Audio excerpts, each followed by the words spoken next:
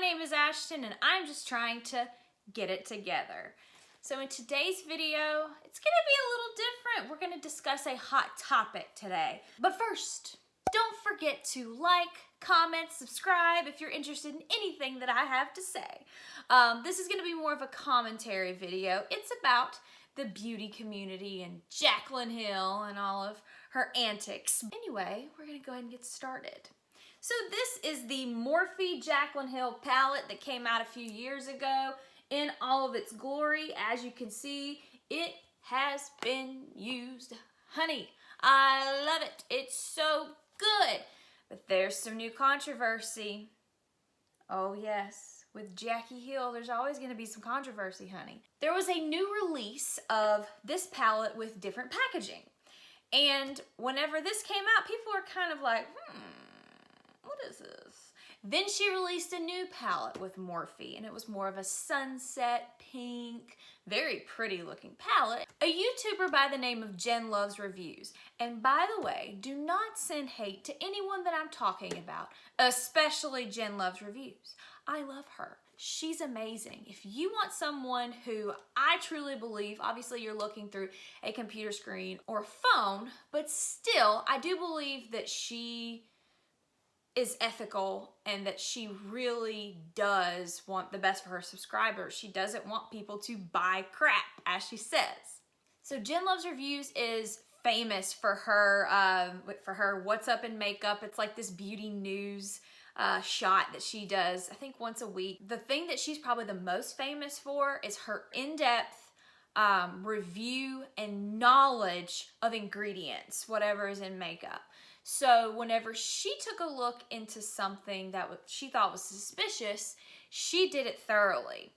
So Jen was at a family gathering with her family in February, and she saw her sister-in-law, and her sister-in-law said, "Hey, I got the Jaclyn Hill palette, and I'm not a fan." And she was like, "Wait a second, the new one's not out. What are you talking about?" And she was like, "You know, like the one you have." And it was the re-release. And so Jen swatched it and she was like, "This is strange." So because the quality wasn't there like in this palette, because this was a smash hit. She had recommended this many times. This across the board was loved. I mean, this palette's excellent. I mean, I have a pretty decent collection and I've went back to this time and time again. It's excellent. It was worth the price point. It was 38 bucks. 38 bucks for 35 shades. You can't beat it for this quality. She did some investigating, and whenever the swatches didn't even look like they were the same color, the quality wasn't there, and things were just not adding up, she contacted Morphe. And Morphe told her basically that her palette may have been defective and just gave her the runaround. So she compares the ingredients, which is her thing, for the old Morphe palette with Jaclyn to the re-release of what's supposed to be the same one.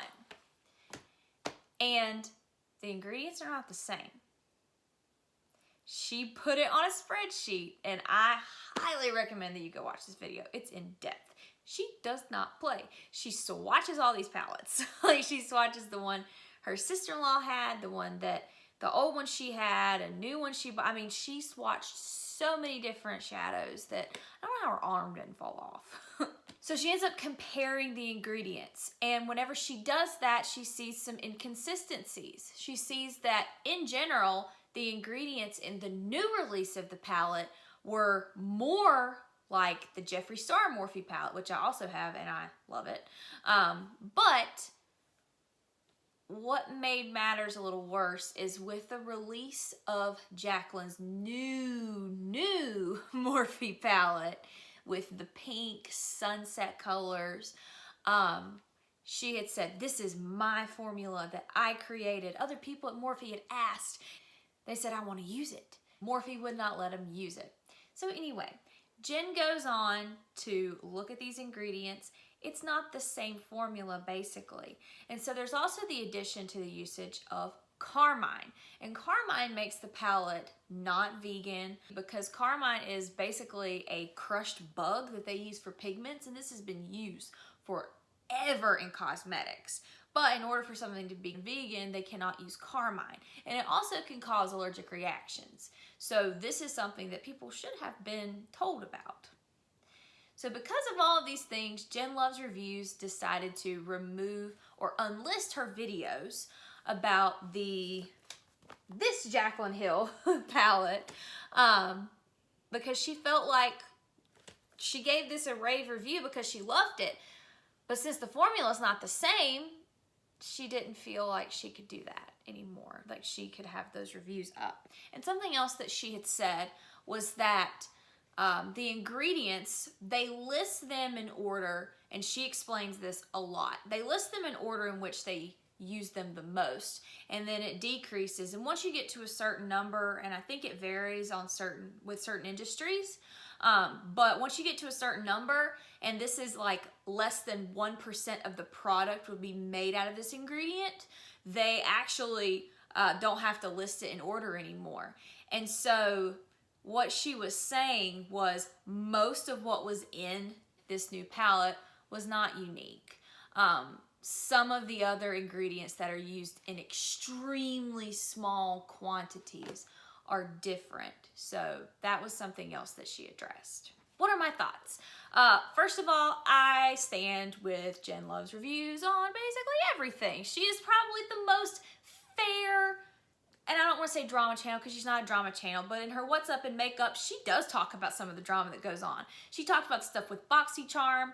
There's some stuff going on with BoxyCharm because, look at me, I do this all the time. There was stuff going on with BoxyCharm, like they said that they reproduced palettes that were made in China whenever they were originally made in the United States to make BoxyCharm cheaper. She went over all that. She went over the Shane and Jeffree conspiracy palette and some of the drama that went on behind that. But she does talk about drama even though she is not a drama channel. But Jen is someone, I trust her reviews because she has been removed from PR lists. She's been told she needs to remove videos because what she says is her legitimate opinion because she cares more about the viewer. I think that her video was warranted. I think someone who's interested in ingredients should post something like that. As far as Jaclyn is concerned, I think that Jaclyn has told her fair share of lies in the past. Her proven share of lies. However, I don't get the vibe that she really knew what was going on with this. Personally, and this is just me, I'm probably gonna be proven wrong here pretty soon. I feel like maybe they'll unearth something that maybe shows that she knew. But I feel like Jaclyn may have been left in the dark about the formula change, potentially. Maybe it was to make the palette cheaper. Maybe they thought that it would make it better. I'm not sure. But they certainly do need, I believe, to make it known whenever a formula change occurs. But keep in mind that brands are not required to make it known whenever a formula is changed. They are not required to tell consumers. I think it would be best business, but that's just little old me.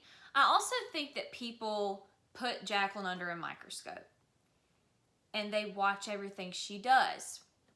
And some of that is warranted. The hairy lipsticks, the inconsistencies with the vault. There were issues whenever she did a collaboration with Becca. I mean,